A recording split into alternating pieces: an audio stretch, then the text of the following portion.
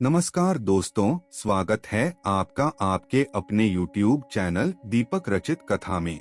दोस्तों, कहा जाता है कि शादी के बाद पति की किस्मत पत्नी के ऊपर काफी हद तक निर्भर रहती है।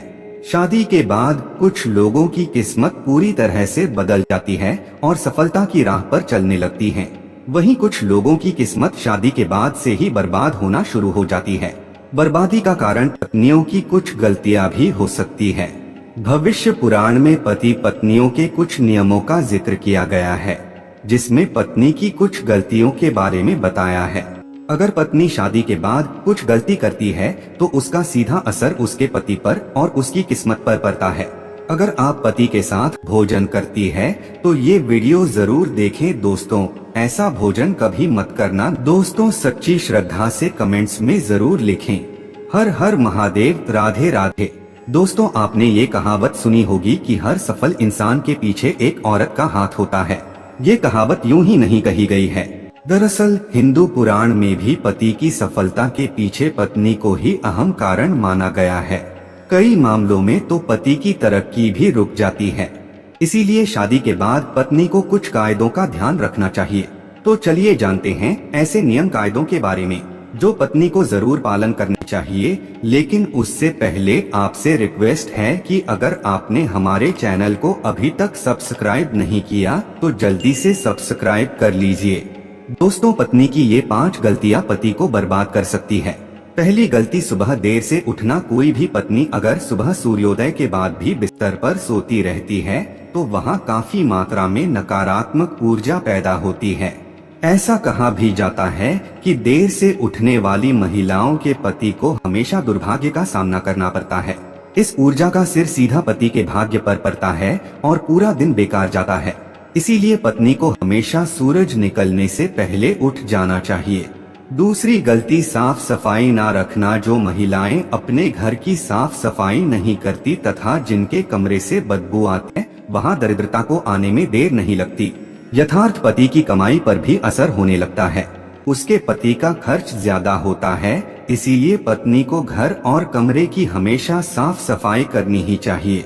तीसरी गलती, पत्नी का रोज ना नहाना। जो भी पत्नी या महिला रोज नहीं नहाती है या अपने आप को साफ नहीं रखती है, वो महिला नेगेटिव एनर्जी हुई रहती है और इसके इर्द गिर्द नेगेटिव ऊर्जाओं का भी आभास होता है। दोस्तों, ऐसे में पति आलसी हो जाता है और उसे काम में या किसी भी चीज में मन ही नहीं लगता। चौथी गलती, पत्नी का लड़ना और कटु वचन बोलना।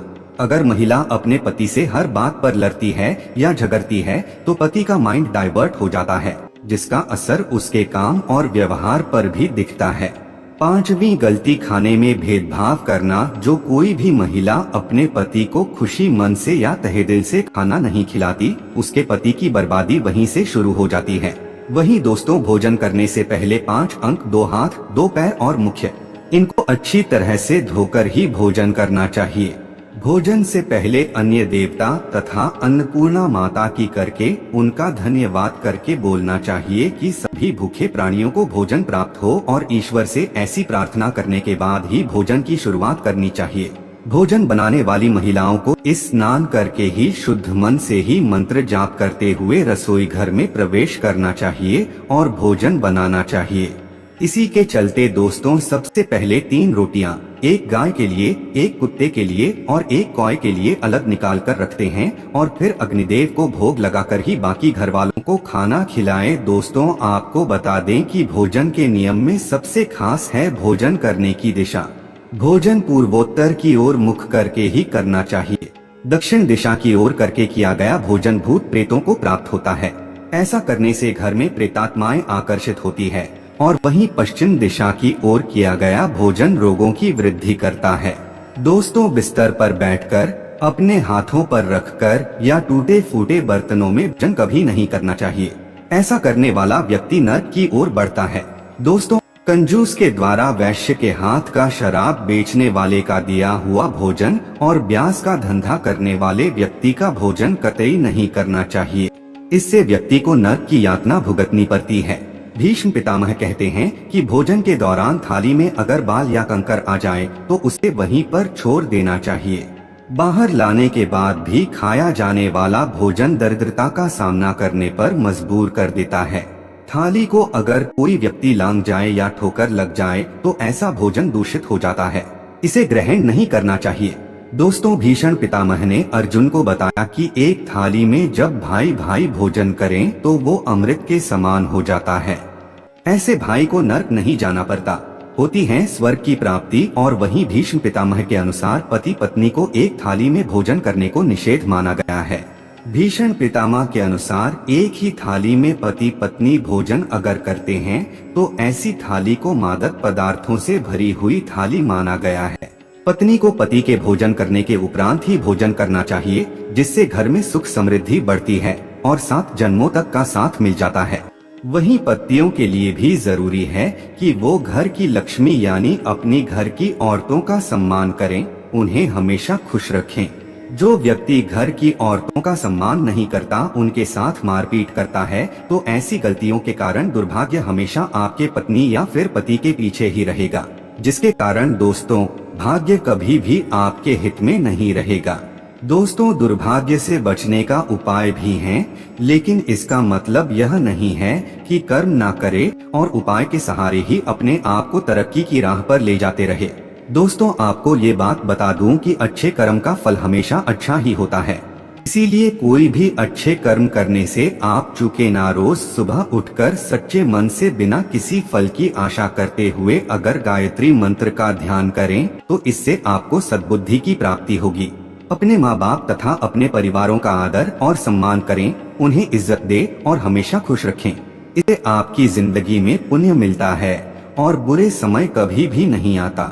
अब पहले आपको करना है, आप एक रोटी ले और उसको अपने ऊपर से 31 बार घड़ी की दिशा में घुमाना है। ये करने के बाद रोटी किसी कुत्ते या फिर किसी नदी में बहा दें, इससे दुर्भाग्य आपके पास कभी नहीं भटकेगा। हर मंगलवार और हर शनिवार को बजरंग बली की पूजा करें और बिना चूना लगाया हुआ पान चढ़ाएं और दिया जलाएं। इस पूजा के बाद हनुमान चालीसा का पाठ करें। वैवाहिक जीवन को सुखी बनाने के लिए पति पत्नी गौरी शंकर रुद्राक्ष धारण करें। दोस्तों, रोज सुबह उठकर तैयार होकर गणेश जी की आराधना करें, इससे आपके जीवन में जितनी भी बलाएं है वो टल जाएंगी। सायंकाल के समय घर के सभी सदस्यों को मिलकर आरती भजन करना चाहिए। भारतीय परंपराओं में ये शामिल हैं। इसके पीछे न सिर्फ धर्म है, बल्कि इससे घर में सकारात्मक ऊर्जा का संचार होता है। देवी लक्ष्मी का घर में आगमन बना रहता है और सुख समृद्धि आती है। संध्या के समय रोने, उदास बैठने से नकारात्मक भाव का संचार होता है। ऐसा ना करे दोस्तों, ऐसा ना सिर्फ हिंदू धर्म में लिखा हुआ है, बल्कि अन्य धर्मों में भी कहा गया है। इसी के साथ ही दोस्तों, आमतौर पर बहुत सी महिलाएं से बहुत सी गलतियां होती हैं। इस बात का जरूर ध्यान रखें कि जब भी घर में पति खाना खाने के लिए बैठे तब आपको सुंदर और सुशील और अच्छे व्यवहारों के साथ आपको पति को खाना खिलाना चाहिए। लेकिन अक्सर महिलाएं क्या गलती करती है कि जब भी पति खाना खाने बैठते हैं तब बहुत से घरों में पत्नियां विशेष रूप से उन्हें नई नई बातें बताती है और कई बार तो कर वे वचन भी खाना खाते समय बोल देती है। दोस्तों, कर वे वचन खाना खाते समय अगर पति के कानों में पड़ते हैं तो उस घर में कभी भी देवी लक्ष्मी का वास नहीं होता और उस घर में सदैव कलह है और आतंक का माहौल छाया रहता है। तो दोस्तों, इस कारण यह गलती आपको भूल कर भी नहीं करनी चाहिए। तो ये जो कुछ उपाय जिससे आप दुर्भाग्य को सौभाग्य में बदल सकते हैं। साथ ही मैंने ये भी आपको बताया कि कौन सी ऐसी गलती है जो पत्नी अगर करती है तो उसका सीधा असर उसके पति पर पड़ता है। दोस्तों, उसके पति का दुर्भाग्य आ ही जाता है और वे कभी भी अपने वो मुकाम को नहीं पा सकता जो वो पाना चाहता है। अपनी जिंदगी में वो रिश्तेदारों में सबसे पीछे रह जाएगा, उसे सफलता नहीं मिलेगी। तो दोस्तों, अगर आप भी उन महिलाओं में से एक है जो चाहती है कि उनके पति तरक्की करे, उनके घर में सकारात्मकता का संचार हो, धन का आगमन हो, उनके पति को वो हर मुकाम हासिल हो जो वो पाना चाहते हैं, तो आप इन गलतियों को करने से बचें। कभी भी एक ही थाली में पति पत्नी भोजन ना करें, इससे आपको पता ही है कि आपके घर में नकारात्मक ऊर्जा का संचार होगा, घर में दरिद्रता आएगी। इसी के साथ ही अगर आप ये चाहते हैं कि ऐसा ना हो तो ऐसी गलतियां भूल कर भी ना करें, तो दोस्तों आज की वीडियो में बस इतना ही ज्ञान। अगर वीडियो आपको थोड़ी सी भी ज्ञानवर्धक लगी तो वीडियो को लाइक कीजिए, शेयर कीजिए, साथ ही हमारे चैनल को सब्सक्राइब कीजिए ताकि वीडियो की अपडेट आपको मिलती रहे। साथ ही कमेंट सेक्शन में जय माता दी लिखना ना भूले। आपका बहुत बहुत धन्यवाद।